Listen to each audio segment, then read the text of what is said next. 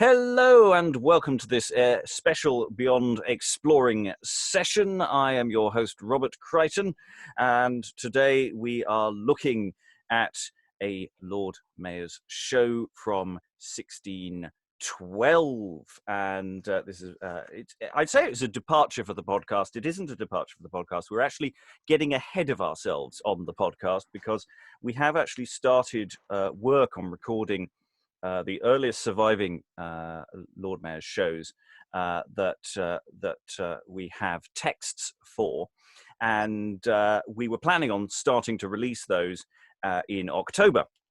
Then this crisis occurred, and this chance of talking with people online and reading through other texts that we weren't planning on doing has popped up. And because this is a text which requires some context to be given, we're going to be stopping and starting a lot, and I've made sure that we have not only some of our readers from regular sessions, but also an expert witness to help give some background to the text that we are about to give. So just to go round the room of those who are currently online, Sasha, would you like to just tell us all about yourself?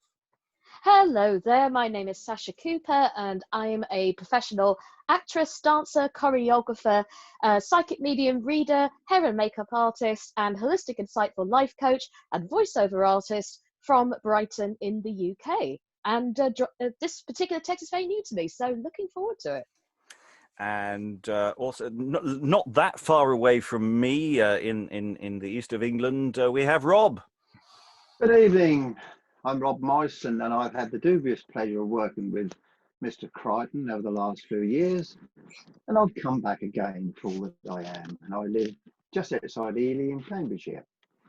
And our expert witness for this session is Tracy. Tell us all about yourself and your work. Hi, I'm Tracy Hill. I work in the City of London most of the time, but I'm based in Bath, the University in Bath. And I specialise in civic pageantry in terms of my research. So I know this text and its author and the context extremely well, but I will try not to dominate the conversation too much. I'm really, really looking forward to, we did the Deckathon at Stratford a few years ago and that was amazing. So they do work incredibly well orally, actually, as you'd expect. I mean, you say you don't want to dominate, but that's what I say every single session, and it always seems to happen anyway. No comment. So, you say you don't want to dominate, but Professor Tracy Hill has written, shall we say, the book on the subject. There are other books available, but none of them are quite so affordable and available now. So, Pageantry and Power covers all of these, the surviving Lord Mayor shows, and gives its context and background. So, today we're looking at Troia-Nova Triumphans, London Triumphing, by Thomas Dekker. It's from 1612, and so we're sending you back in time now to the 29th of October, when a series of performances, both civic and dramatic and theatrical, are occurring in London, and there is a little map that we've produced to demonstrate the route, which you won't be able to see on this video, but we will be able to provide a link to in the notes below. But broadly speaking, the route is something of a circle. Think of it almost like a rectangle. It all kicks off at the Guildhall, head down to the river. Everyone gets into boats, heads down the river to Westminster, where some official stuff happens. Then come back to just south of St. Paul's, heads up to Paul's Churchyard, and then walks along Cheapside up to the Guildhall again, during which various things occur. And I don't want to say too much about what those various things are. I think we should discuss them as and when we go. Was that a reasonable précis of the vague overview of what is happening on the 29th of October, Tracy? Yeah, fine. Excellent. You've walked anyway with me, so you've got a kind of sense how it works, really. Yeah. This particular Lord Mayor, it's their first day on the job officially, and Sir John Swinnerton. So actually, I think perhaps we should start off with how are Lord Mayors chosen? Who is Sir John Swinnerton? You know, why is this event happening? A sort of overview question that's perhaps putting Tracy on the spot. Oh my God. Okay. Well, the Lord Mayor of London, obviously the role still exists, and there still is a Lord Mayor's show. But in this period, the Lord Mayor of London was the most important commoner in the country. He was the only commoner who was allowed to temporarily take charge of the country if the monarch died or was otherwise incapacitated, and there was no obvious royal replacement. So it's a very, very important role. Hence the kind of lavish, extravagant pageantry to celebrate the inauguration of that role. They served, as they do now, for a year, from October to October. The date has changed to November now, but otherwise it's nowadays largely symbolic, but back in the 17th century, it had real power behind it. The City of London, again, still is a completely separate entity with its own form of government, and was, of course, the economic kind of powerhouse of the country, and also had a very rich and long-standing cultural tradition, of which this is part. The Lord Mayor was elected from the ranks of the aldermen. The aldermen served all 26 wards of the city. You had to basically work your way up the kind of hierarchy. The convention of knighting the Lord Mayor was introduced in the early 17th century. So Swinnerton wouldn't have been a knight before he became Lord Mayor. It was kind of became part of the kind of the ritual of inauguration. As I was just saying, he's a very interesting character. He's one of the most sort of theatrically oriented of all the Lord Mayors of this period. Appears to have had close contacts with a lot of people who worked on playhouses. He knew Ben Jonson. He was related by marriage to Henry Condell, who of course was, amongst other things, one of the co-editors of some book that came out in 1623 that we don't talk about. Right, thank you. And he was kind of a man who really relished hanging out with people who were kind of literary and theatrical. He wasn't completely unique in that, but he was very much on the kind of far end of the scale, really. So he's an interesting guy. He was a member of the Merchant Tailors Company, who were one of the Great 12 companies. And in that period, you have to be a member of one of these Great 12 livery companies to become Lord Mayor. That's probably enough. I think it is. I think it sets out everything up very nicely. So the text we're reading is a little confused in sense of what it is. Is it a souvenir program? Is it internal propaganda for the livery companies? Is it straightforwardly just the text of the show? This is a question I think we've discussed before about, you know, precisely why these texts get printed and who they are for. So it takes us a while before we actually get to descriptions of the show itself.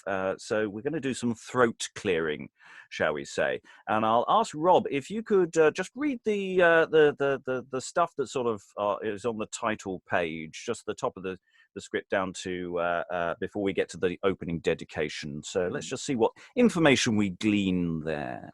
Certainly. Troia-Nova Triumphans, London triumphing, or the solemn, magnificent and memorable receiving of that worthy gentleman, Sir John Swinnerton, Knight, into the City of London after his return from taking the oath of mayoralty at Westminster on the morrow next after Simon and Jude's Day, being the 29th of October, 1612. All the show's pageant, chariots of triumph with other devices, both on the water and land, here fully expressed by Thomas Dekker. London, printed by Nicholas Oakes, and are to be sold by John Wright, dwelling at Christ Church Gate, 1612. Lovely. So it's lots of things. The solemn, magnificent, and memorable receiving. You know, they're really selling what we're about to see here. All the shows. We're getting all the shows. Sasha, if I could ask you to read the opening dedication, as it were, which I think we have next. grovel responsibly, please. Okay, so to the deserver of all these honours, Yes, is that please. right? Yes. Lovely, thank you. To the deserver of all those honours which the customary rights of this day and the general love of this city bestow upon him, Sir John Swinnerton, Knight, Lord Mayor of the renowned city of London. Honour this day takes you by the hand and gives you welcomes into your new office of Prectorship, a dignity worthy the city's bestowing and most worthy your receiving. You have it with the hearts of many people, voices and held up hands. They know it is a robe fit for you, and therefore have clothed you in it. May the last day of your wearing the same yield to yourself as much joy as to others does this first day of you putting it on. I swim, for my own part, not only in the main full sea of the general praise and hopes of you, but power out also, for my particular, such a stream as my prayers can render for a success answerable to the onset, for it is no field unless it be crowned with victory. I present, sir, unto you these labours of my pen, as the first and newest congratulatory offerings tendered into your hands, which albeit I should not, of myself, deserve to see accepted. I know notwithstanding you will give them to a generous and grateful entertainment, in regard of that noble fellowship and society, of which you yesterday were a brother, and this day a father, who most freely have bestowed these their loves upon you. The colours of this piece are mine own, the cost theirs, to which nothing was wanting that could be had, and everything had that was required. To their lasting memory I set down this, and to your noble disposition this I dedicate, my wishes being, as ever they have been, to meet with any object whose reflection may present to your eyes that love and duty in which I stand bounden to your lordship. Thomas Dekker. And some thoughts that come up here in my mind is, of course, we're talking about, you know, the costs and the organizational side of things, and how the individual writers or fabricators get to do these events. That there's a bit of a pitching process, I believe. Again, I'm sort of looking at Tracy here for confirmation or denial. So I'm just wondering whether this dedication is in part the opening salvo for next time. For even though it may be a different Lord Mayor and it may be a different person, and but that sense of the you know, the presenting the playwright and the makers of these events as in as good a light as the people it's being sold to. Am I overshooting this thought? No, I mean, it's a bit unfortunate for Dekker that shortly after this he ended up in debtor's prison for quite some time. So he wasn't in a position to be able to tender for quite a few years. He didn't do another one until 1627. So yeah. Oh, I love an irony. One of the reasons why he was in debtor's prison is because he racked up enormous debts through making this show. Because they did lots of subcontracting. You got good money. I mean, it was very lucrative employment, but the idea was you paid the subcontractors, but clearly he didn't do that. John Webster's father, so you know it's quite a story actually. Rob, you have probably more knowledge of subcontracting than I do. and of contractors who don't pay you as well. Yeah. It was ever thus. I mean, there's lovely imagery there of the robe and the sea of people around. Sea general praise, hopes for you, and there's a change of status. You know, yesterday we're a brother and this day a father. There's some lovely things in say what is a little bit of arse licking. I've got to say grovelling. Yeah, the word you're looking for. Well, sometimes dedications are incredibly boring. I actually thought that was quite a good one. Okay, we go into now something which is a little more pertinent to the event itself, I think. So we sort of go into the précis before we get to, or the prelude before we get to the first triumph that we see. So I think we'll read through this before we talk a little bit more about how the shows may be structured, or we'll stop and start if we hit something that's really pertinent to staging. What I suggest is we alternate Sasha and Rob, unless Tracy would like to read any of it, or you content to listen. I can read some. Excellent. Right. Well, we'll do it paragraph by paragraph, and I'll as it were, depending on which version you're looking at. So, Sasha, if you can do the first paragraph down to admiration. Add to admiration, yeah. Mm-hmm. Rob, if you can go down to managing all. And Tracy, if we go from "for it were not laudable," and we'll go from there. Basically, when the next person stops, pick up the baton. Yeah. Gotcha. Troia-Nova Triumphans, London triumphing. Triumphs are the most choice and daintiest fruit that spring from peace and abundance. Love begets them, and much cost brings them forth. Expectation feeds upon them, but seldom to a surfeit, for when she is most full, her longing wants something to be satisfied. So enticing a shape they carry, that princes themselves take pleasure to behold them. They with delight, common people with admiration. They are now and then the rich and glorious fires of bounty, state and magnificence, giving light and beauty to the courts of kings. And now and then it is but a debt paid to time and custom. And out of that debt come these.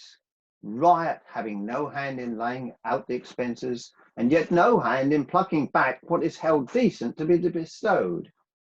A sumptuous thriftiness in these civil ceremonies, managing all. For it were not laudable in a city so rarely governed and tempered superfluously to exceed, as contrariwise it is much honour to her when the day of spending comes, not to be sparing in anything.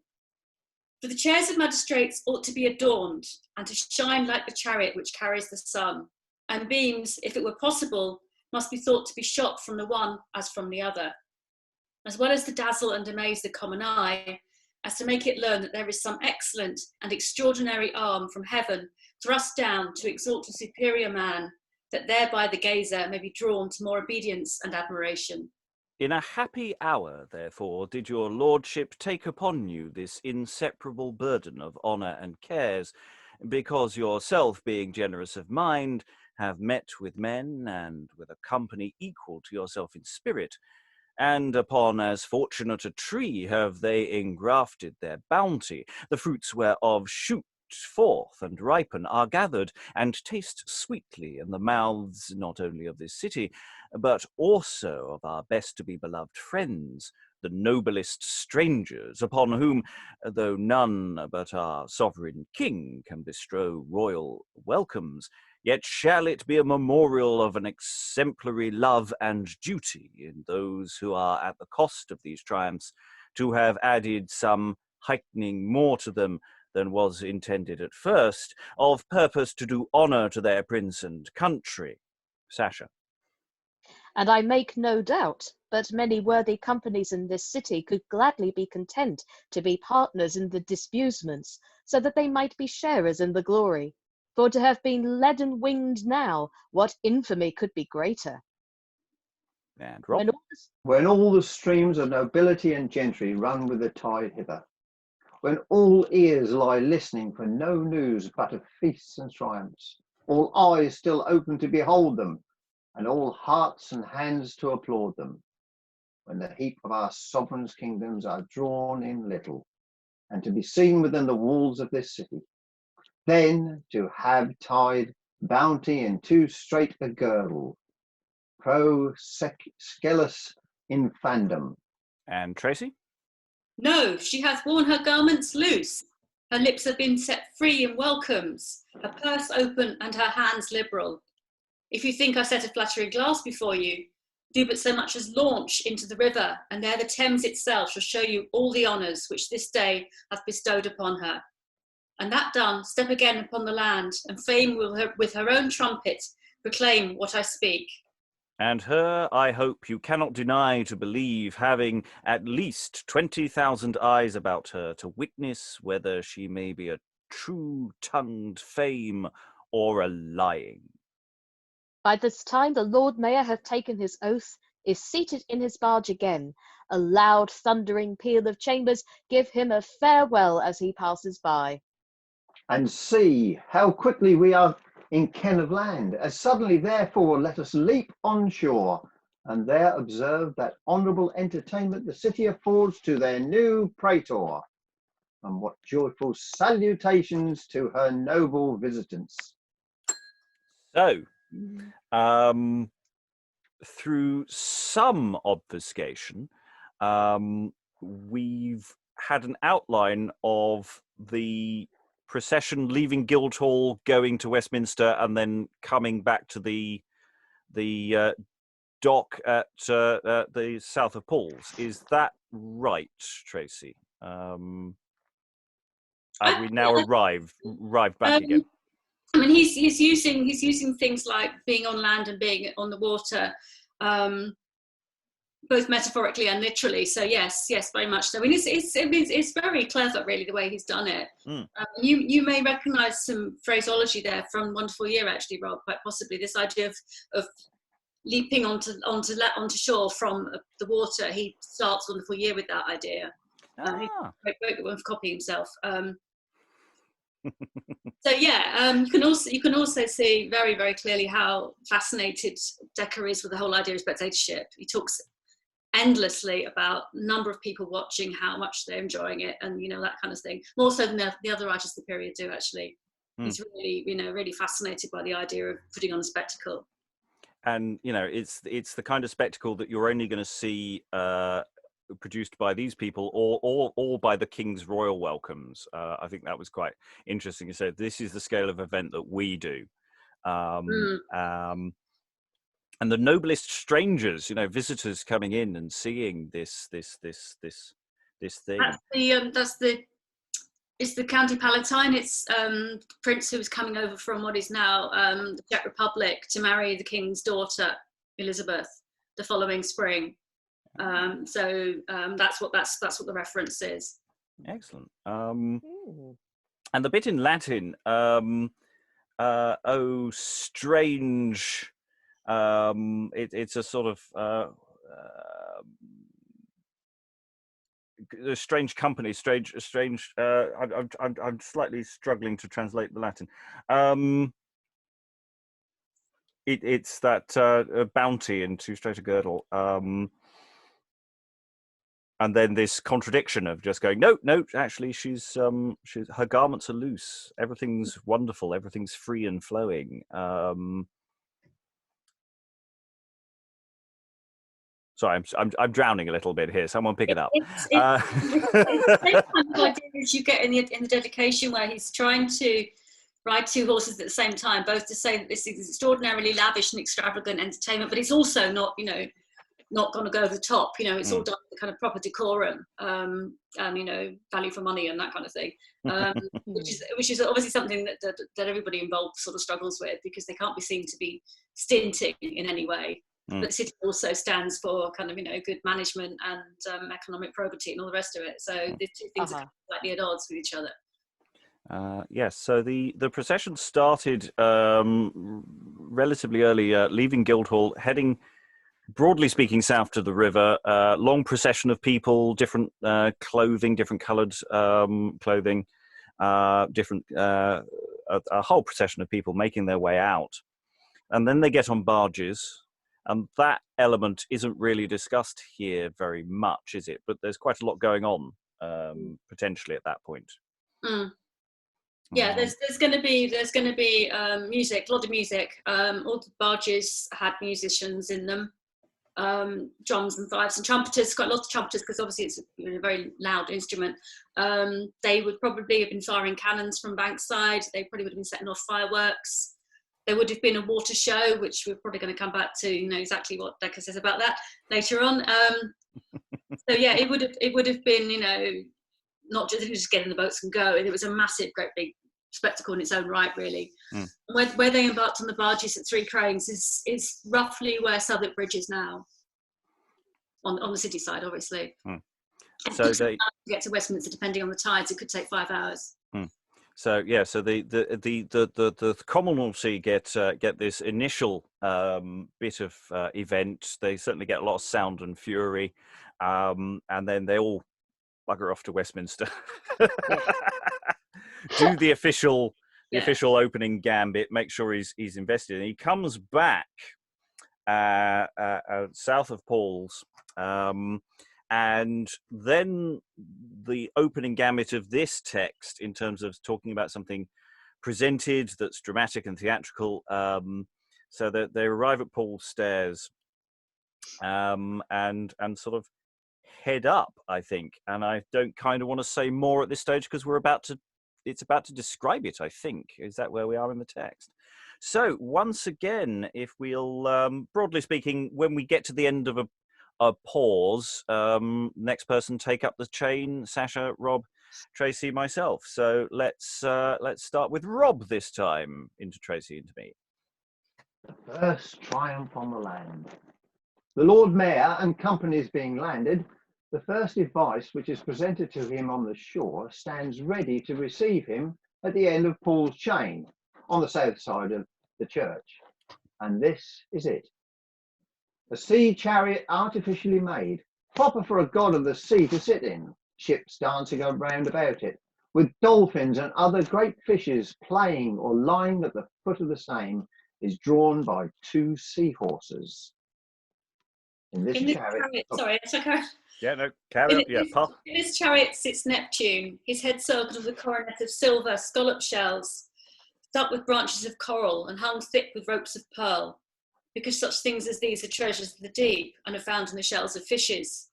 In his hand he holds a silver trident or 3-forked mace, by which some writers will have signified the 3 natural qualities proper to waters, as those of fountains to be of delicious taste and crystalline colour, those of the sea to be saltish and unpleasant, and the colour sullen and greenish, and lastly those of standing lakes, neither sweet nor bitter, nor clear nor cloudy, but altogether unwholesome for the taste and loathsome to the eye. His robe and mantle with other ornaments are correspondent to the quality of his person, buskins of pearl and cockle shells being worn upon his legs. At the lower part of this chariot sits mermaids, who, for their excellency and beauty, above any other creatures belonging to the sea, are preferred to be still in the eye of Neptune. At Neptune's foot sits Luna, the moon, who being governess of the sea and all petty floods, as from whose influence they receive their ebbings and flowings, challenges to herself this honour, to have rule and command of those horses that drew the chariot, and therefore she holds their reins in their hands. She is attired in light. Oh, gone. Off you go. Carry on. She is attired in light robes fitting her state and condition, with a silver crescent on her head, expressing both her power and property. The whole chariot figuring in itself that vast compass which the sea makes about the body of the earth, whose globical rotundity is hieroglyphically represented by the wheel of the chariot. Before this chariot ride 4 Tritons, who are feigned by poets to be trumpeters to Neptune, and that cause make way before him, holding strange trumpets in their hands, which they sound as they pass along, their habits being antic and sea-like, and sitting upon 4 several fishes, viz. 2 dolphins and 2 mermaids, which are not, after the old procreation, begotten of painted cloth and brown paper, but are living beasts, so quaintly disguised like the natural fishes, of purpose to avoid the trouble and pestering of porters, who with much noise and little comeliness are every year most unnecessarily employed. And on that piece of shade, I think we should just briefly pause before we go into the dramatic text. We've got another line and a half, but there. Yeah, but I think that runs nicely into Yeah. the text itself. Yeah, there's an awful lot of saying, well, wasn't impressed with some of the things my predecessors did. Oh, there's some bad stuff going on there. Well, we don't do brown paper and painted cloth here. No. Oh, no. We have real mermaids. Yes.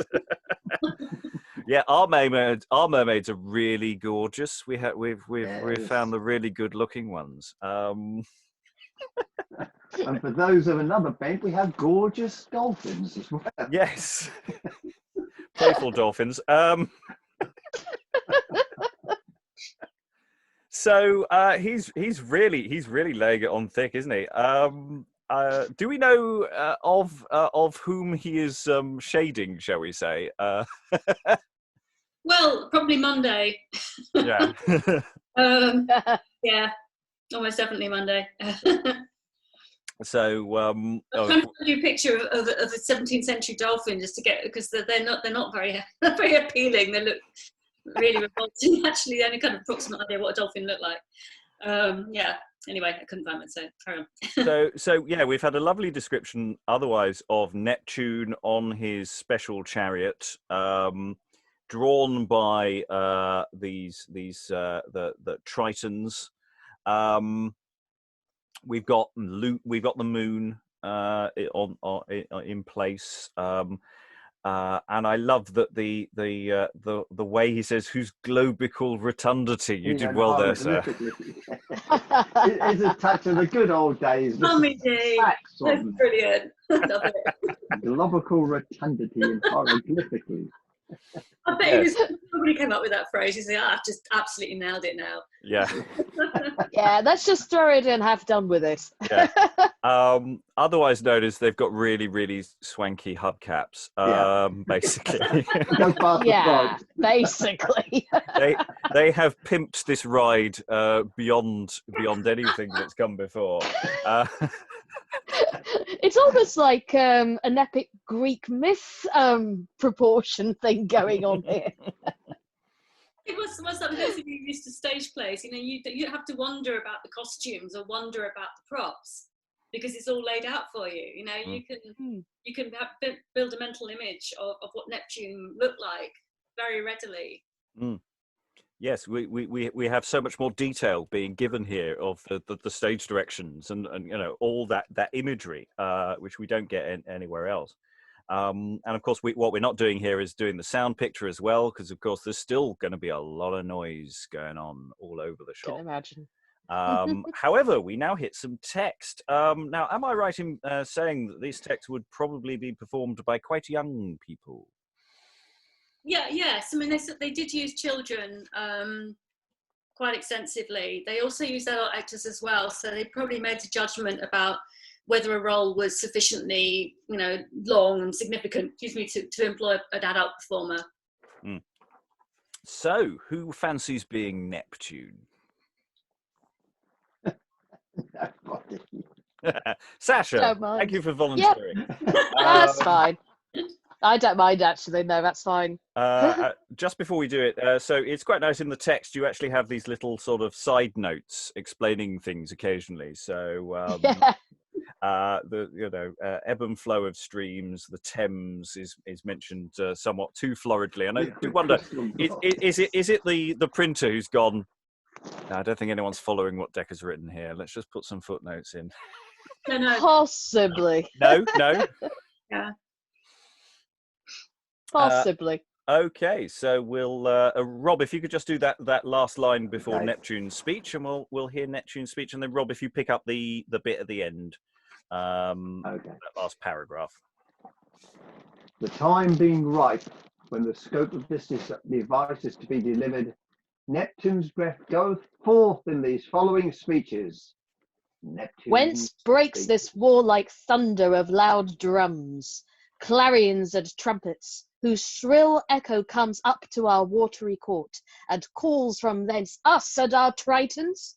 as if violence were to on thy silver-footed sister done, floods the queen, bright Thermasis, who does run twice every day to our bosom, and there hides her wealth, whose stream in liquid crystal glides, guarded with troops of swans? What does beget these throngs, this confluence? Why do voices beat the air with acclamations of applause, good wishes, love, and praises? What is't draws all faces this way? This way rumour flies, clapping her infinite wings, whose noise the skies from earth receive with musical rebounding, and strike the seas with repercussive sounding. Oh, now I see the cause.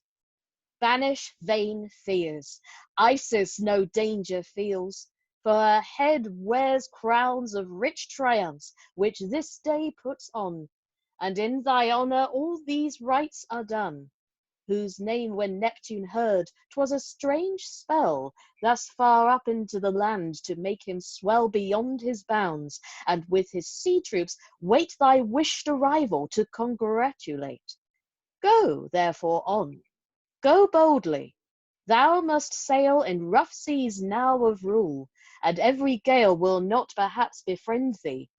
But, how black soe'er the skies look, dread thou not thou a wrack, for when integrity and innocence sits steering the helm, no rock the ship can split, nor care the whales, never so great, their jaws should stretch to swallow thee.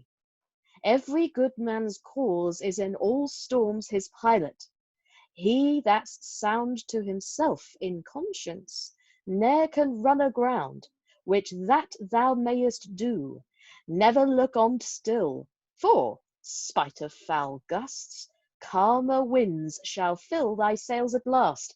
And see, they home have brought a ship which Bacchus, god of wines, hath fraught with richest juice of grapes, which thy friends shall drink off in healths to this great festival.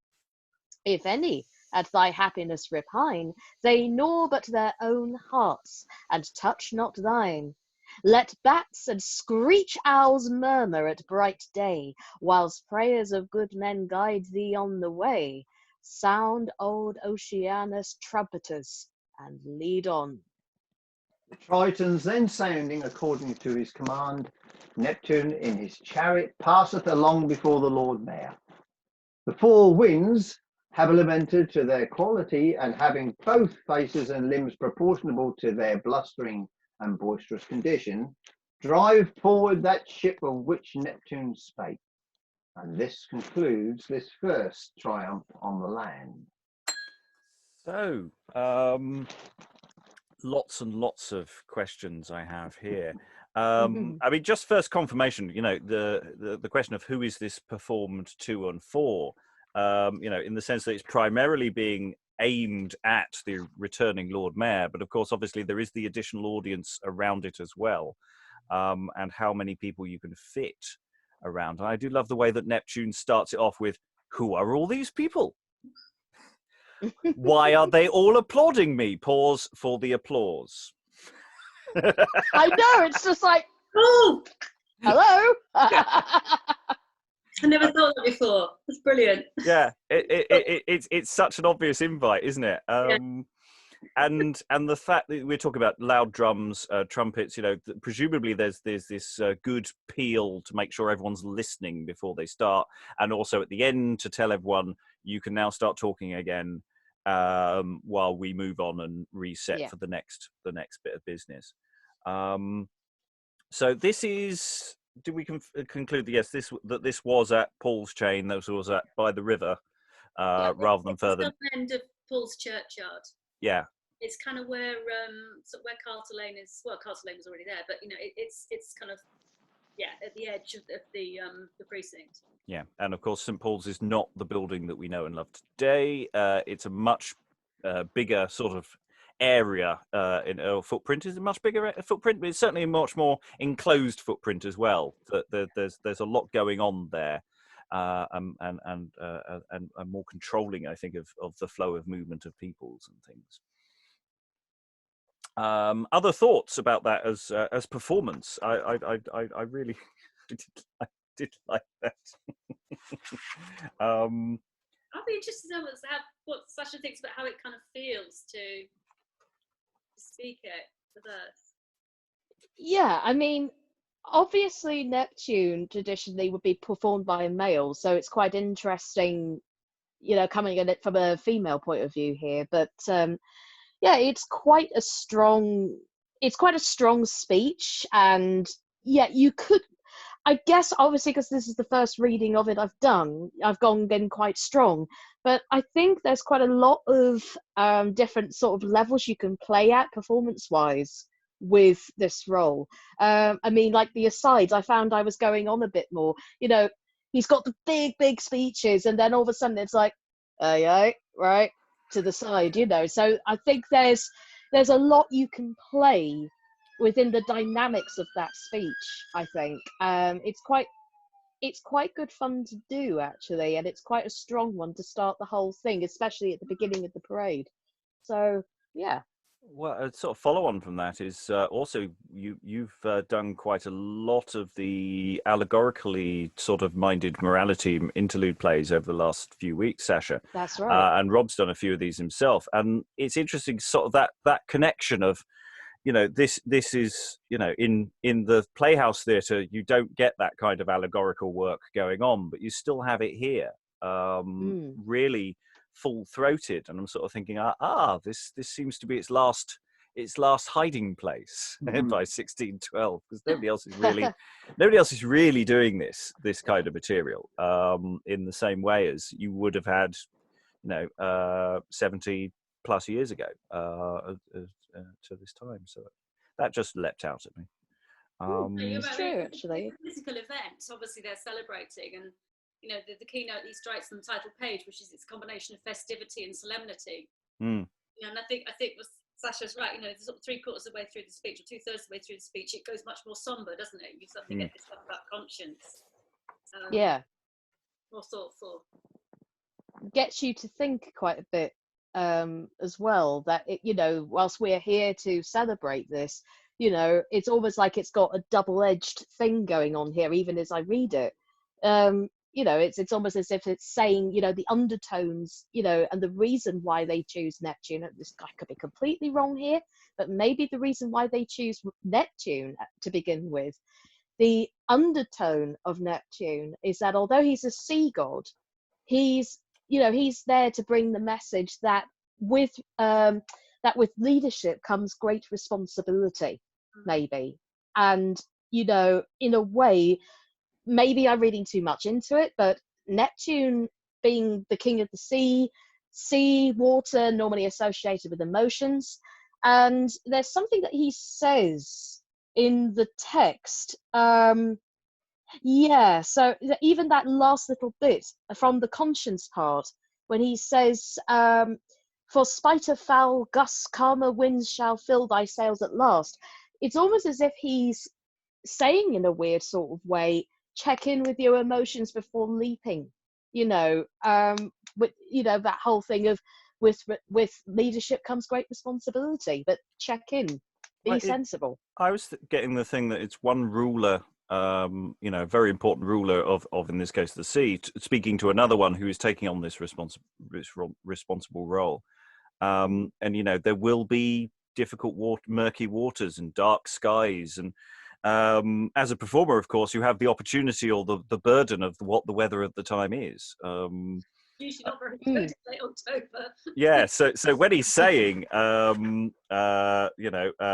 how black soe'er the skies look, there's a moment he can play the scene depending on, it's not great weather, or if it's a lovely day, then it can hold its message more.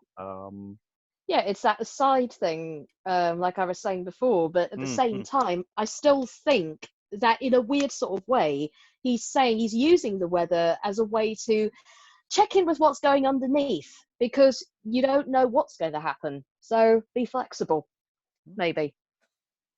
Rob, any thoughts on this first triumph? We're about to move on further down the road. it's a pretty powerful speech, and it's not really holding back, and no holds barred. And then it goes into this florid piece at the end that I just read about the rehabilitated to their quality and how and blustering and boisterous conditions proportionable to. It's one extreme to we're back to the cell again, aren't we? Yeah, it's the sales pitch. It's Dekker's sales pitch, isn't it? It's one extreme to the other. You know, you've got Dekker's public voice, and then you've got his descriptive. You've got Neptune, sort of saying life is going to be hard. You're going to have all these problems. You're going to be a strong, strong man, and then all of a sudden we've got the four winds rehabilitated to their quality and love. Hey ho! And here's a question. So the four winds have implemented to their quality, so they've got costumes like the four winds, and having both faces and limbs proportional to their blustering, boisterous condition. Do we have any diagrams of how that works? It's just a lovely melodic piece of. Yeah, but what does it mean? It doesn't mean anything. It just sounds good. Do they just have really big, flowy hands to show the winds? Is there a big, I think Dekker, to be honest with you, it's fine to see so. I think he had 3 or 4 phrases that he loved, a bit like the globicular hieroglyphical cartwheel or whatever it was earlier on. And this is another line. I'm going to put it in because it sounds good. Okay, so that's the first triumph. Let us move further down the road. So we're going to have descriptive of that. So we're going to describe sort of the passing out of that and more descriptions. So this time, Sasha, if you can read the description, and then when we get to virtue, I'll ask Rob if you can be virtuous. Fab. Okay. So I'll just read the bit before the second land triumph because there was just half a little paragraph to read. Yeah. So these 2 shows pass on until they come into Paul's churchyard, where stands another chariot, the former chariot of Neptune, with the ship being conveyed into Cheapside. This other then takes the place, and this is the device. The second land triumph. It is the throne of virtue. I'm going to start that one again. It is the throne of virtue, gloriously adorned and beautified with all things that are fit to express the seat of so noble and divine a person, upon the height and most eminent place as worthiest to be exalted, sits Arete, virtue herself, her temple shining with a diadem of stars, to shew that her descent is only from heaven. Her robes are rich, her mantle white, figuring innocence, and powdered with stars of gold, as an emblem that she puts upon men, the garments of eternity. Beneath her, in distinct places, sit the 7 liberal sciences, viz.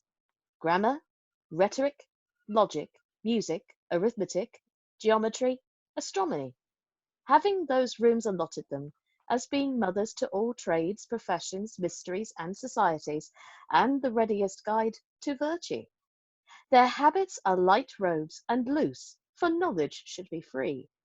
On their heads they wear garlands of roses, mixed with other flowers, whose sweet smells are arguments of their clear and unspotted thoughts, not corrupted with vice.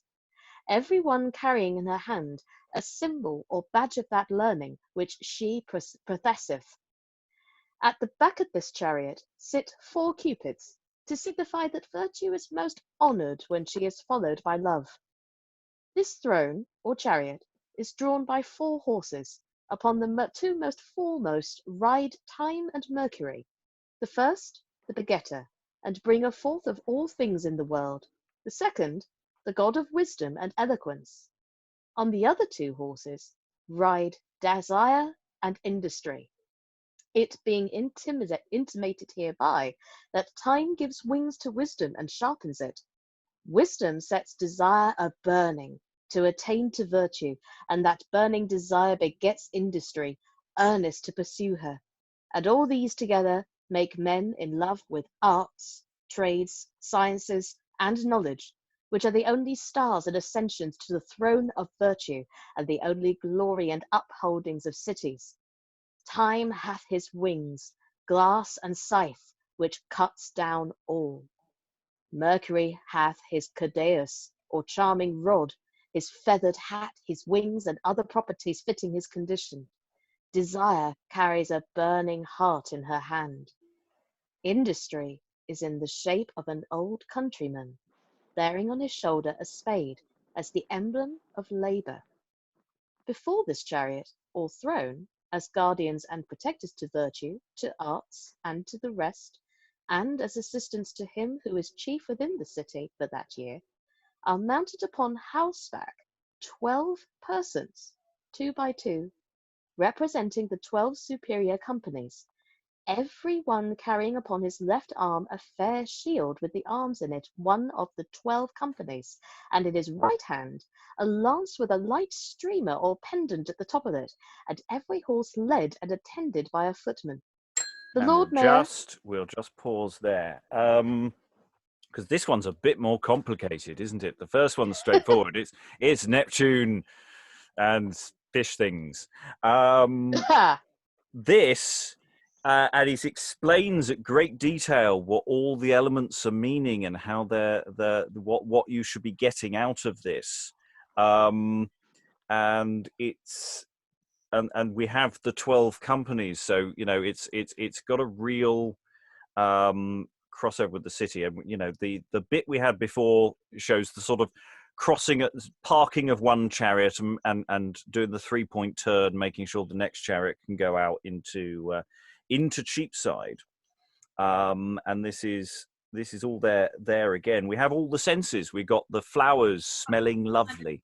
Thing we're talking about. You see the procession with the horses and the banners. Oh, wow. There's images from the show from about 4 years later. So is that something that regularly turns up?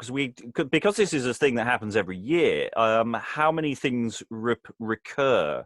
I have memory of other dolphins and mermaids are available, but also within this is that sort of procession of the livery companies usually there, or is it specifically for this one? This is not. I haven't seen this elsewhere. I mean, the thing is that the text doesn't always tell you everything that happens. So, I mean, certainly there is a lot of processioning. There's a lot of streamers and banners. There's a lot of coats of arms going on. Whether or not they're going on in that kind of targeted way every time, I'm not really sure. Probably not. But yeah. There's some things people would have expected to see definitely every year. So we have virtue being associated here with being drawn by a whole series of things. Time gives wings to wisdom. Wisdom sets desire a burning. I mean, I don't know how much of that would be got across. There feels like a desperate reared guard action here of explaining what's going on. Probably hardly any of it. Yeah, I mean, it's really elaborate, whereas Neptune is very straightforward, very clear. There's very little ambiguity what's going on there. And maybe the speech itself will tidy that up, or maybe it doesn't matter. They just had the props, they had the costumes. It looked fab, and things. Other thoughts about this setup before we go into the speech itself? No. Lovely. Okay. So the personification of virtue. Is that Arete or Ariete, or how is that supposed to be pronounced? Virtue. Do we know? No. Okay. Arete, maybe? Arete. I don't know. I genuinely don't know. I hadn't got that far. So that's a question for the future. Caduceus or Caduceus or something. That's the charming rod. That's one to look up as well. So again, this is going to refer very much, it's very self-referential to the livery companies and the Lord Mayor and the city itself, I think. So, virtue, the Lord Mayor being approached to his throne, virtue thus salutes him. Hail, worthy praetor, stay, and do me grace, who still have called thee patron in this place, to take from me heaped welcomes, who combine these people's hearts in one, and make them thine. Bright virtue named thou knowest, and heavenly birth, and therefore spying thee, down she leaped to earth, whence vicious men had driven her. On her throne the liberal arts wait, from whose breasts do run the milk of knowledge, on which science feed, trades and professions. And by them the seed of civil popular government is sown, which springing up low to what height 'tis grown in thee and these in seen. And to maintain this greatness, 12 strong pillars it sustain, upon whose capital 12 societies stand, grave and well ordered, bearing chief command within this city, and with love thus rear thy fame in free election for this year. Sorry, sorry, Rob, I've pressed the wrong little button. I've got it back again. Sorry. No. Where have I got to? If thy fame in free election for free this year. election for this year. All armed to knit their nerve in one with thine, to guard this new Troy, and that she may shine in thee as thou in her. No miser's K has barred the gold up. Light flies from the day, not of more free gift than from them their cost. For what's now spared, that only they count lost. As then their joined hands lift thee to thy seat, changing thereby thy name for one more great, and as the city with that her Lord, changing thereby thy name from one more great, and as the city, with her loud full voice, drowning all spite that murmured at the choice, if at least such there be, does thee prefer. So art thou bound to love both them and her. I've done it again. For no, thou art not like a pinnacle placed only to stand aloft, but to be graced with wondering eyes, or to have caps and knees heap worship on thee. For that man doth lease himself to his renown, whose growing being high in the wheel public like the cypress tree, is neither good built with, nor bear fruit. Thou must be now stirring and resolute to be what thou art sworn, a waking eye, afar off like a beacon to descry what storms are coming, and being come must then shelter with spread arms the poor citizen, set plenty at thy table, at thy gate, bounty and hospitality, he's most great into whose lap the public wheel having powered her golden skewers, from her his wealth should hoard.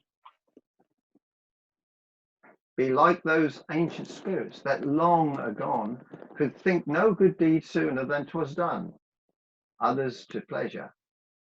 Hold it thou more glory than to be pleased thyself, and be not sorry if any strive in best things to exceed thee, but glad to help the wrongers if they need thee. Nor fear the stings of envy, nor the threats of her envenomed. Envenomed, yes. But glad to help the wrongers if they need thee. Nor fear the stings of envy, nor the threats of her envenomed arrows, which at the seats of those who best rule evermore are shot. But the air blows off their feathers, and they hit not. Come therefore on, or dread her nor her sprite. The poison she spits up on her head lights. On, away. This Must chariot or apologise. throne of Sorry. virtue is then set forward and follows that of Neptune, this taking place just before the Lord Mayor, and this concludes the second triumphant show. So we'll just pause there. I must apologise for you going, Rob. That was awful. You're having technical problems there, I was sir. I was struggling with the screen, and of course I lost the flow of it. Sorry. It's interesting because some of that is, again, reiterating the same theme we had earlier. We had the question of weathering storms, and Yes. and it does keep mentioning, the 12 and the 12 and the 12. These 12 livery companies, aren't they great? Yes. And my address and bank particulars are. And then we're setting up, I think, for what's to come, because we're talking about the envy, people being envious of the glory of presumably the city itself and the office. Thoughts about this particular presentation?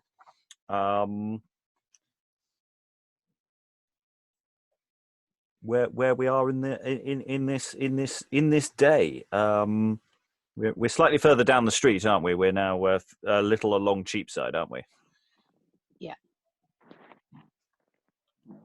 My internet's got a bit funny again. We're kind of heading round to the little conduit, so we're kind of outside the cathedral.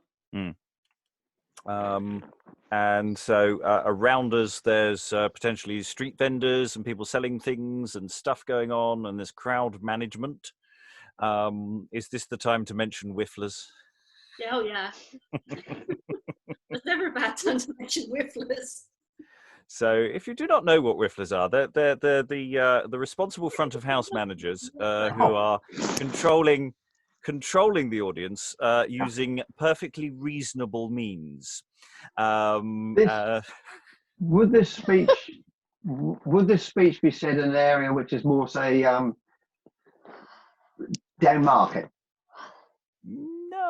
No, I just wondered. I wonder because you get the bit about you show hospitality and bounty, and there's a bit about the the wrongers. And I just wondered if it might be something that's said in front of the ones who are liable to need this hospitality and bounty. No, I think Rob's right that it's sort of limbering up for the next device and the kind of the sort of battle between virtue and envy, which is something that Middleton does at much greater length the following year. Actually, you read Chance of Trees, didn't you, Rob? It really does go on a bit, but it goes on and on and on and on. But yeah, this kind of battle for the kind of soul of the Lord Mayor, if you like, is in that speech. It's kind of rhetorical, and then it becomes real, actualized by these characters who kind of come out of this castle. Yeah, so yes, so the bounty is sort of the thing that envy will want to take, yes, and we are literally going to get a castle in just a moment. So just looking ahead, obviously, Rob, if you stay with virtue, and we'll cast Sasha as envy. I'm sure you'll be up for envy. I'm up for anything, but you know that by now. And ahead.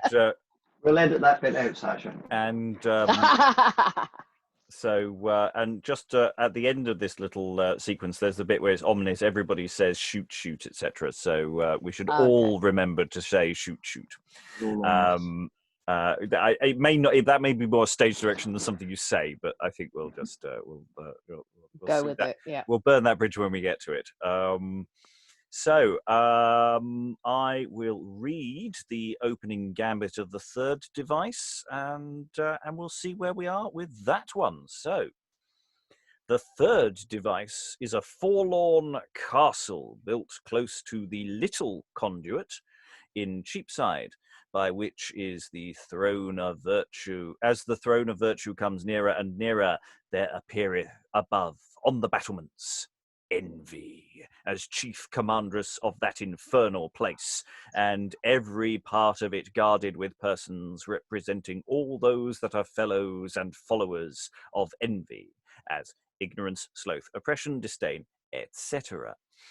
Envy herself being attired like a fury, her hair full of snakes, her countenance pallid, meagre, and lean, her body naked, in her hand a knot of snakes crawling and writhen about her arm. The rest of her litter are in as ugly shapes as the dam, every one of them being armed with black bows and arrows ready to be shot at virtue. At the gates of this fort of furies stand riot and calumny in the shapes of giants with clubs, who offer to keep back the chariot of virtue and to stop her passage.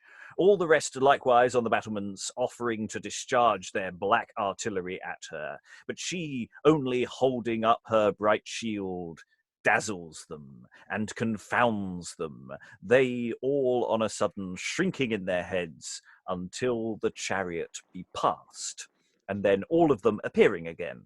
Their arrows, which they shoot up into the air, break thereout in fireworks, as having no power to do wrong to so sacred a deity as virtue.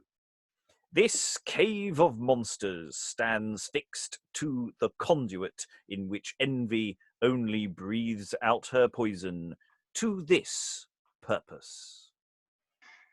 Adders shoot, hiss speckled snakes, sloth crawl up, sea oppression wakes, vain to learning, ignorance, shake thy ass's ears, disdain, advance thy head, Luciferian, riot, split thy ribs with curses, calumny, spit thy rank rotten gall up. See, see, see, that witch whose bottomless sorcery makes fools run mad for her, that hag for whom your dam pines, hangs out her flag our den to ransack. Virtue, that whore. See, see how brave she's, I am poor. On the beams of virtue are so bright they dazzle envy. On the hags put to flight.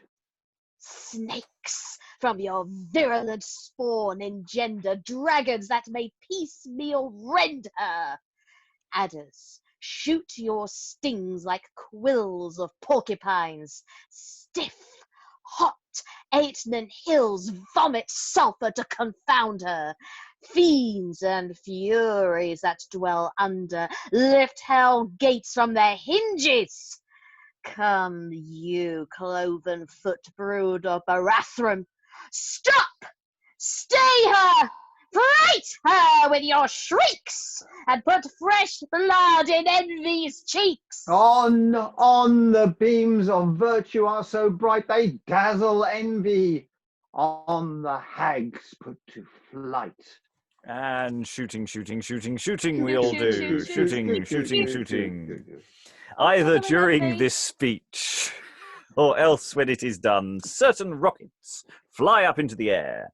The throne of virtue passing on, still never staying, but speaking still those her two last lines, albeit she be out of the hearing of envy. And the other of envy's faction crying still, shoot! Shoot! Thank you. But seeing they prevail not, all retire in, and are not seen till the throne comes back again. And this concludes this triumphant assault of envy. Her conquest is to come. Oh.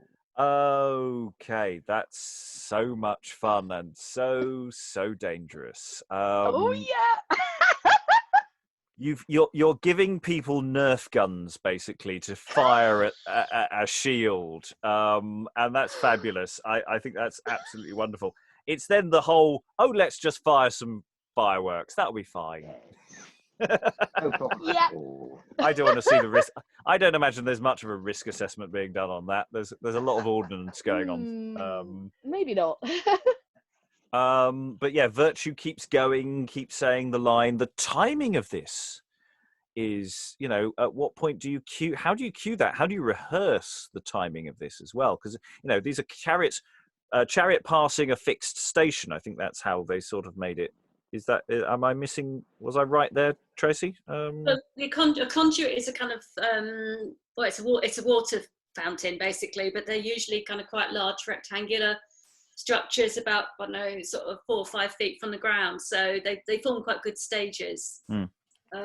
So that's where evil dwells, and the chariot of virtue passing by and holding up the shield, and repeating the line. So you have this action that can go on for a few minutes, presumably, and everyone enjoying the explosions. Envy's costume. I'm assuming Envy's costume is sort of white leather or something. I mean, it says naked. Is it? Yeah. That's how you know it's Envy. That's how you recognise her. Because she has snakes. Yeah. She has a bare chest, and she has a snake attached to her breast. Is that representative of Medusa by any chance? Because I've seen a lot of crossovers with that. Yeah, I think so. I mean, it's an emblematic figure, so everybody would have recognised it. That's Envy. Like later on, you see a figure with the trumpet, and that's Fame. But yeah, there probably is some sort of indebtedness to Medusa, I imagine. Yeah, we have it. It's Ben Jonson uses it in the Poetaster at the top. Envy's there, covered in snakes, and is beaten out by an armored knight, which we have done on the podcast previously. In fact, Rob was in it; he was the armored knight. Oh well, there you attacking go. Envy. So it's like it's history repeating itself, Rob. But that's the sibilance in that speech is really remarkable, isn't it? It's just almost sounds. He did Sasha really well. It almost sounds like the snakes are expressing, is hissing and shoot your stings and sulfur. There's so many playing. It's so good. It's so good. Yeah. The alliteration in it is so beautiful. It has a certain rhythm to it. So you as the performer know exactly how to play it. Again, there's no holds found with this role. So you either do it or go home, basically, is what this is saying. Well, it's that thing of street theatre. You can't be subtle because nobody will hear you. You've got to be able to give this performance that is loud, and any repetitions that you're putting in is in part because someone's got to hear. If they miss it the first time, they can catch it the second time. With rockets flying in the air and fireworks bursting at the same time. Yeah. Well, they say the crowd control, the whifflers who are moving people out of the way of the carts, I believe are armed with giant sparklers, effectively, aren't they? They did have some dressed as green men with what they called squibs, like giant sparklers. Yeah. So most whifflers had staves, so they had like wooden staves. Which crowd control and promenades are still, is still the kind of thing you'll have, flags or sticks that you'll indicate where people should be or should not be, crowd control is something London is quite good at. It's not necessarily subtle. Okay, looking ahead to the next one, we have this massive list of kings and royal personages that I'm so not going to have us read. I think. Okay. Is anyone objecting to that? On no, good. Not at all. We'll take it as read. Anyone? It's available online. There will be links to where you can find these texts in the show notes. So feel free to go through the various lineages and important things that come. Who wants to be Fame? This is the chunkiest speech, I think, of the lot. Anyone want to go for Fame? Anyone want to live forever? Go on then. Go on then, I will then. Rob, in that case, if I could ask you to read the opening paragraph description as we go into the fourth device. So, the fourth device. This throne of virtue passeth along until it come to the cross in Cheap, where the presentation of another triumph attends to welcome the Lord Mayor in his passage. The chariot of virtue is drawn then along, this other that follows taking her place, the device bearing this argument. Virtue, having by help of her followers conducted the Lord Mayor safely, even as it were through the jaws of envy and all her monsters, the next and highest honour she can bring him to is to make him arrive at the house of fame. And that is this pageant. In the upper seat sits Fame, crowned in rich attire, a trumpet in her hand, etc. In other several places sit kings, princes, and noble persons who have been free of the merchant tailors. A particular room being reserved for one that represents the person of Henry, the now Prince of Wales. The only speaker here is Fame herself, whose words sound out these glad welcomes. Welcome to Fame's high temple. Here fixed fast thy footing, for the ways which thou hast passed will be forgot and worn out, and no tract of steps observed, but what thou now shalt act. The book is shut of thy precedent deeds, and Fame unclasps another, where she reads, aloud, the chronicle of a dangerous year, for each eye will look through thee, and each ear waylay thy words and works. Thou hast yet but gone about a pyramid's foot, the top's not worn. That's glass, who slides there, falls, and once fallen down never more rises. No art cures renown the wound being sent to the heart. 'Tis kept from thence by a strong armour, virtue's influence. She guides thee. Follow her. In this court of fame, none else but virtue can enroll thy name. Erect thou then a serious eye, and look what worthies fill up Fame's voluminous book, that now, thine own name read there, none may blot thy leaf with foul ink, nor thy margent quote with any act of thine, which may disgrace this city's choice, thyself, or this thy place, or that which may dishonour the high merits of thy renowned society. Royal spirits of princes holding it a grace to wear that crimson badge, which these about them bear, yea, kings themselves mongst you have fellows been, stilled by the name of a free citizen. For instance, see 7 English kings there placed, clothed in your livery, the first seat being graced by 2nd Richard, next him Bolingbroke. Then that 5th thundering Henry, who all France shook, by him his son, 6th Henry, by his side 4th Edward, who the roses did divide, Richard the 3rd next him, and then that king, who made both roses in one branch to spring. A sprig of which branch, highest now but one, is Henry, Prince of Wales, followed by none, who with this brotherhood last and best steps forth, honouring your hall. To heighten more your worth, I can a register show of 17 more, prince and dukes all, entombed long before, yet kept alive by Fame, earls 31, and barons 66 that path have gone, of viscounts only one. Your order took, turn over one leaf more in our vast book, and you may read the names of prelates there, of which one archbishop your cloth did wear, and bishops 24. Of abbots 7, as many priors to make the number even. Of 40 churchmen, I 1 sub-prior add. You from all these from you honour had. Women of high blood likewise laid aside their great estate so to be dignified, of which a queen the first was, then a pair of dukes' wives, and to leave the roll more fair, 5 countesses and 2 ladies are the last, whose birth and beauties have your order graced. Ah, but I too long spin out this thrid of gold, here breaks it off. Hey, Fame hath them all enrolled on a large file with others, and their story the world shall read. to add unto thy glory, which I am loath to darken. 1,000 eyes yet aching till they enjoy thee.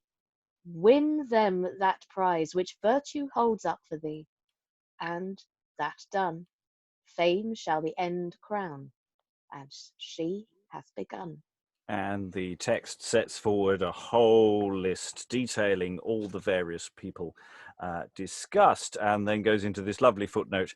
If I should lengthen this number, it were but to trouble you with a large index of names only, which I am loath to do, knowing your expectation is to be otherwise feasted. The speech of fame therefore being ended, as set down before, this temple of hers takes place next before the Lord Mayor, those of Neptune and virtue marching in precedent order. And as this temple is carried along, a song is heard, the music being quaintly conveyed in a private room, and not a person discovered. Rob, would you like to just do the lyrics? You don't need to attempt to sing. I sang last night. Or the other night. Honour, eldest child of fame, though far older than thy name.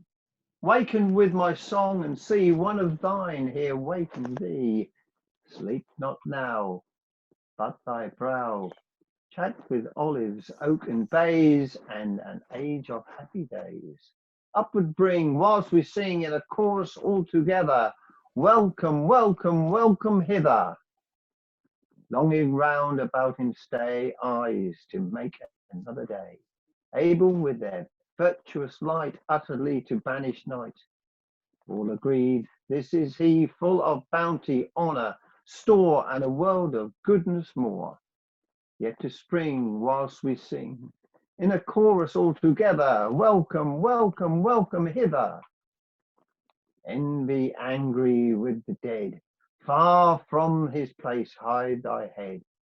And opinion that ne'er knew what was either good or true, fly, I say, for this day shall fare justice, truth, and right, and such happy sons of light to us spring whilst we sing in a chorus together, welcome, welcome, welcome hither. Go on nobly, may thy name be as old and good as fame, ever be remembered here, whilst a blessing or a tear is in store with the poor. So shall Swinnerton ne'er die, but his virtue upward fly, and still spring whilst we sing, in chorus ceasing never. He is living, living ever. And this concludes this fourth triumph till his lordship's return from the Guildhall. So they all, having seen this, pop into the Guildhall for some lunch. Dinner, feasting, never ending. Lots of questions I've got on quite practical questions here is, of course, when we start the procession, it seems quite clear how easy it is for the Lord Mayor to be directly viewing it. When the business gets more busy, it's precisely where is the Lord Mayor placed in the procession and the relation of the moving pageants, and precisely how that works. I'm starting to get that sense of what is the order of who's where, is getting a little fuzzy in my head. I may be overthinking it. I'm just that question of precisely how the mayor gets the best sight of this and the people with him. I think he would always be at the front. But in the sense, if you've got a moving target, where is the front? Is he behind the cart of virtue in that earlier pageant, or is he in front? Is he given a special place to be while that happens? It's not quite the same thing as we had at the very beginning, and this one's easier. Is the fourth device again a static pageant at the cross? Do we think? Yes and no, I think, because the it moves ahead. This temple of hers, so they're probably using the cross, which is very large, with kind of alcoves. the characters to speak out of and to sing out of, possibly, but then there'll be movement as well, I think. Well, it's just we've got so many potential figures in that scenette because it's quite complex, isn't it?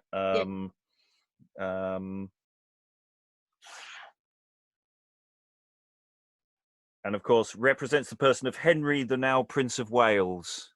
Alas. Yeah, he was actually dying at that point. Yeah, I was suddenly going, oh, this is not good.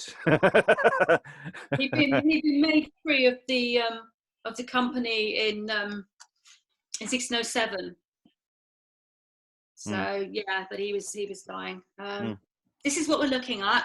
Okay, you can't see that, can you? Can you just you see the Oh, just about. I'll try again. There we go. That's better. The large one is the cross, and next to it is the standard, and the standard has got a figure of Fame with a trumpet. That's where they are. That's Cheapside. right. So there might be a moving pageant for the primary focus, but then we've, as I say, how many of these kings, etc., are physically personated here? And because they say I've got this long list, and how many extras would they have on stage, or is that just something that's in the role that the roll call that they've got there? Well, yeah, actually, funnily enough, when Rob was reading it, I was kind of thinking, I know what that role is. They drew it up for the visit of the king and the prince to the hall in 1607, when Henry was given the freedom. So I'm sure this is what they did then, and the company kept it. So it will literally be a role. Oh, lovely. So okay. So the footnote there is this is what's on the roll. I'm not going to do the whole roll. I'm going to do a lot of the roll, but I'm not going to do the whole roll. I can't easily find that, so I can't get to the city. But once the library's open again, the roll is the list is transcribed into the Merchant Taylor's minute book. So I could easily find out if it's the same thing. It'd be very interesting, actually. Because it's kind of a prop on two occasions. Then it's a prop when the king visits the hall, and then it's a prop. Where are we? 5 years later, when the guy who organised the event in 1607 is made Lord Mayor. So there's a lovely kind of continuity there.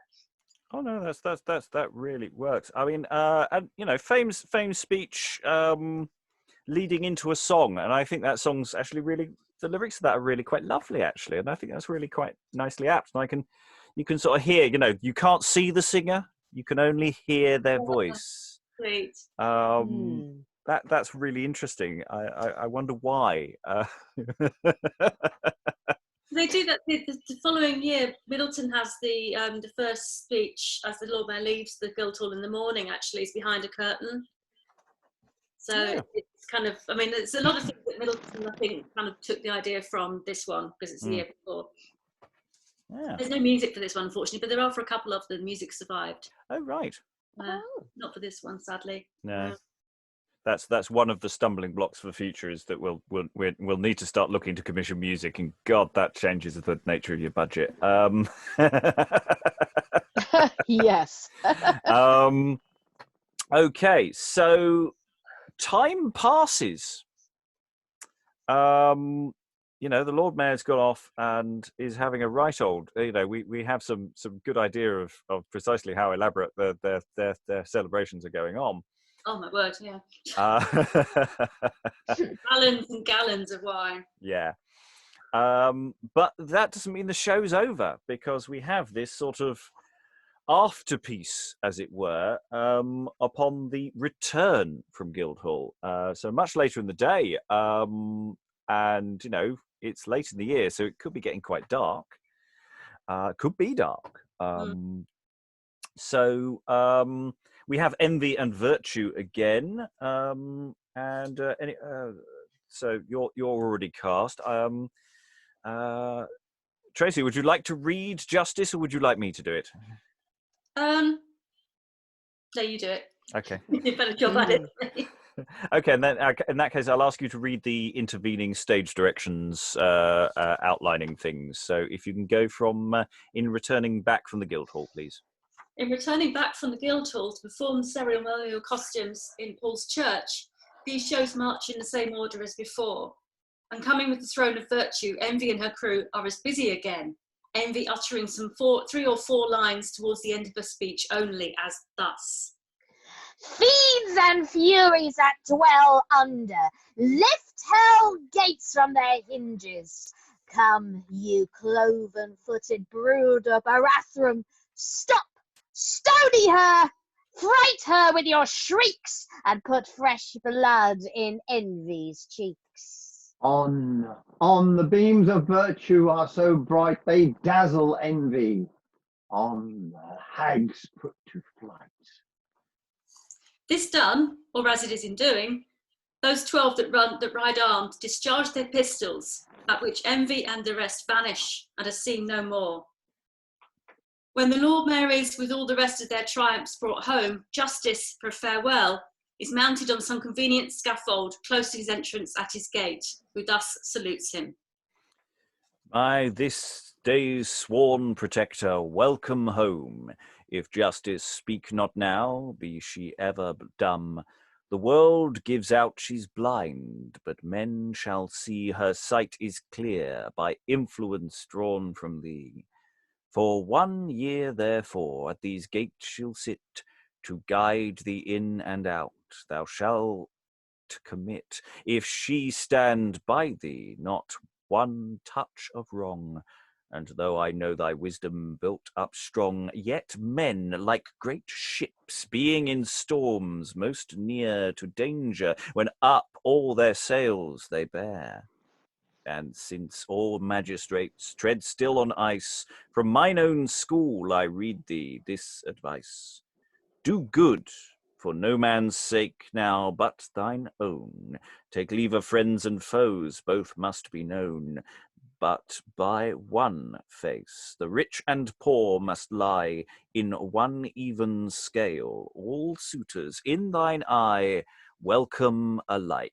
Even he that seems most base, look not upon his clothes but on his case. Let not oppression wash his hands in the tears of widows or of orphans. Widows' prayers can pluck down thunder, and poor orphans' cries are laurels held in fire.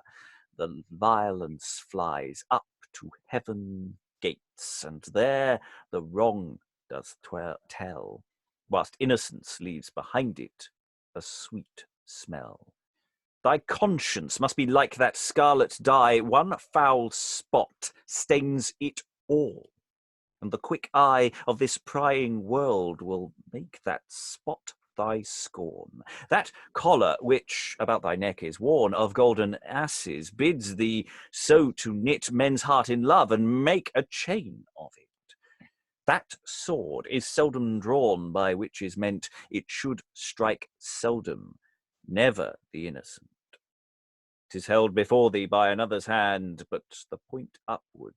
Heaven must that command. Snatch it not then in wrath. It must be given, but to cut none, till warranted by heaven. The head, the politic body must advance, for which thou hast this cap of maintenance. And since the most just magistrate often errs, thou guarded art about with officers, who, knowing the paths of others that are gone, should teach thee what to do, what leave undone. Nights candles lighted are, and burn amain, therefore cut hereof thy officious train, which love and custom lend thee. All delight crown both this day and city. A good night to thee and these grave senators, to whom my last farewells in these glad wishes come, that thou and they, whose strength the city bears, may be as old in goodness as in years. The title page of this book makes promise of all the shows by water as of those on the land. But Apollo having no hand in them, I suffer them to die by that which fed them, that is to say, powder and smoke. Their thunder, according to the old Gaulish foist fashion, was too loud for any of the 9 muses to be bidden to it. I had devised one, altogether musical, but time's glass which spare no sand, nor lend convenient hours for the performance of it. Night cuts off the glory of this day, and so consequently of these triumphs, whose brightness being eclipsed, my labours can yield no longer shadow. They are ended. By my love and duty to your lordship shall never. Oh, I love it. He has to end on a complaint, doesn't he? Yeah. He has to. Yeah. The galley foist fashion, those bloody ships, constantly, the cannons firing all the way through. And I had some other stuff. I've got some more. Yeah, but we ran out of time. Got dark. Not now. I love. Where's the electrician? Yeah, well, you know, the clearly, yes, candles and fires are lit. So Galley foist.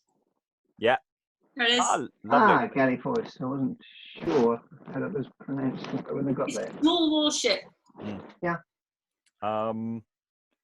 It's so the convenient scaffold close to his entrance at his gate, is that at where is that geographically? Where are we? How are we still? Where the Lord Mayor lives. So I don't know where Swinnerton lived. I could probably find out. But... right, yeah. So the because it's interesting, envy and virtue seem to have been.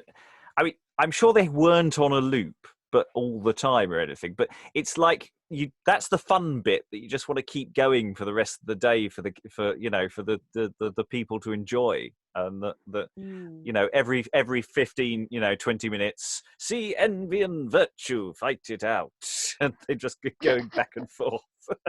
And there's a bit of a lull. That's the following Bring year. envy and virtue back on. Sorry, say again, Tracy. That's exactly what Middleton does the following year, doesn't he? Yeah. Really springs it out. Yeah. Yeah, Middleton does a lot of stringing out. It doesn't necessarily do him any good. That's a really nice Justice's speech. I really enjoyed that. That was actually really. There was some really good stuff in there. All this again. I'm very strongly reminded of some of the stuff we've been doing with interludes from the sort of 1550s. I mean, some of this is so similar. I really hadn't quite made that connection quite so forcefully before. And what he also does is what he sort of does throughout, which is he uses real things and turns them into metaphors. So he refers to the sword bearer and the cap of maintenance, which was a kind of strange high hat of squirrel fur, which was worn by one of the people who escorted the Lord Mayor around. And he turns them into kind of a prompt for a reflection on the nature of, good governance and that kind of thing. I'm very, very preoccupied. I mean, the wonderful thing about Dekker does it particularly because he can never stop himself, but the sort of subtext, when he's talking earlier about the choice of the Lord Mayor, and some might have kind of muttered about it. He didn't have to say that. He doesn't have to suggest that the Lord Mayor might be corrupt, but he sort of he says it anyway. Some people were jumping in a second. Rob, did you that have was me. No, he refers to the upward sword and the scales. Is that a direct reference to the scales of justice that we see on top of Old Bailey? Yeah. Yeah. And it's that thing of the. I don't know how far that figure went back. Well, I don't know. Yeah, it's and so I assume that I was supposed to be a lady there. Am I? Is that's a question of gender of parts? She's usually women, isn't she? Yeah. Yeah. I mean, she may have been a boy, of course. Well, yeah. Quite possibly. It would almost definitely have been a child singing. So yes. Merchant Taylor's School, actually, thinking about it. Oh. Other thoughts, Sasha? Were you jumping in just a moment ago, or did you? No, good.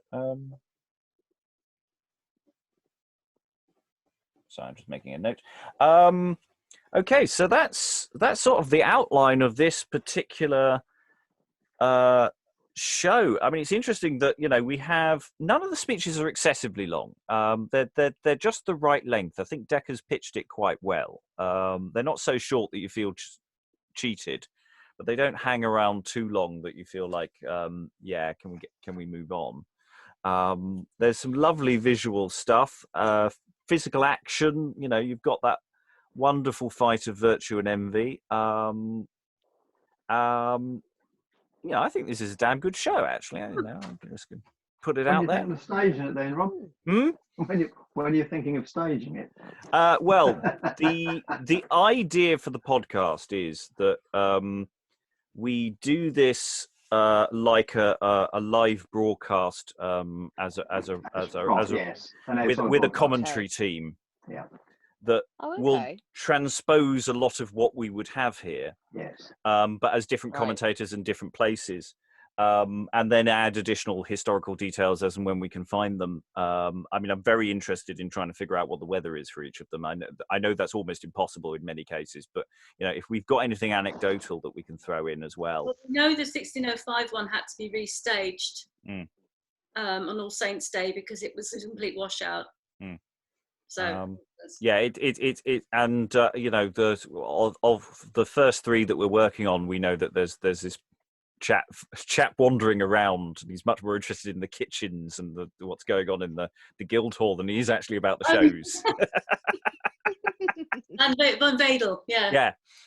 So it's almost like you've got this roving reporter quality of talking to people on the streets. And we know that some of them there are complaints about you can't hear the boys or you can't hear some of the speeches. So if we can filter that in and give a sense of the occasion, you know, and then the text itself. I mean, the actual performance text is actually quite short.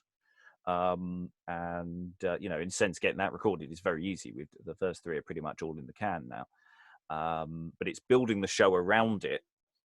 And so that we've got a fun, you know, half an hour, however long they are, episodes, with some talking heads with Tracy and I discussing pertinent historical facts, which is saying we've got to do for October. So at some point we will get our heads together on that one.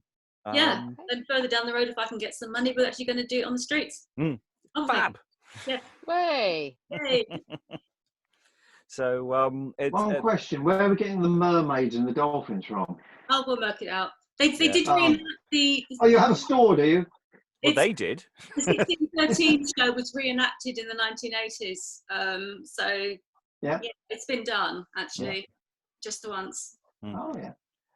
I mean, there's an interesting question also of actually them reusing props as well. Of, you know, how much material, because they do tend to use people riding on giant cats, and you know, various animals and various images are used more than once, and so there is that question of how much is reused from pageant to pageant as we go, and that's hopefully part of this process. Will be hunting for things where you go, that sounds awfully familiar. Yeah, spent a lot of money on fabric for this one, so they were in a position to be able to do that because they're the merchant tailors. So you know, they bought a lot of stuff in and fresh. I think the costumes were probably not necessarily salvageable, but props definitely. Do you have any idea what the budget was on this? This one, oh god, top of my head, no. The following year was about £850, which is into those lots of money. A lot of money. A lot of money, yes. Right, yeah. And say it's the way that it's essentially, you know, they it's all outsourced. You know, you win the tender to put on the show, and then you have to make that money work. You've got to make it balance the books, and of course Dekker didn't this time, sadly. But I mean, London prices were ridiculous. They were sort of charging, it was a couple of shillings for a pair of gloves for the whifflers, so it does tot up. You know, and it's thinking of that connection, you know, modern connection. You know, think back to the 2012 Olympics, and you know, all the people doing the being the guides and the thing, and you know, everyone's getting, you know, jumpers or whatever, and official things, and you think of adding all that sum up, that just becomes a colossal number. Anything that's officially branded, anything that looks right and is presentable, you know, it's got to look good. This is a big event. Yeah, that's a really good analogy, actually. I think in some ways probably better than the current Lord Mayor's show, weirdly, because it is rather different nowadays. So, any final thoughts as we're now sort of into extra time, and we've read the text? Any questions or thoughts remaining? Just how brilliant Dekker is, really. Amazing. No, I've really enjoyed those speeches, Yes. and the wryness to some degree of his text. There's a certain there's a nice quality to it. Any final thoughts, Sasha? Certainly very different from what we've done. I say we will come back to these. I don't know how often we'll do these. We'll see. But I mean, in a sense, there aren't that many to do. There's 20, 30 odd, and we've looked at already in the works of 3 plus this one. So I don't want to do them too often because then we'll just do them all and then they're done. And I kind of would like to make it more of a process as we go. So we won't do it every week, but every so often, definitely. Special treat. Yes, if you've been good. Right. Well, in that case, we'll stop the recording. We'll go into housekeeping. But thank you to all the readers today, and goodbye, everybody. Thank you. Bye. Goodbye.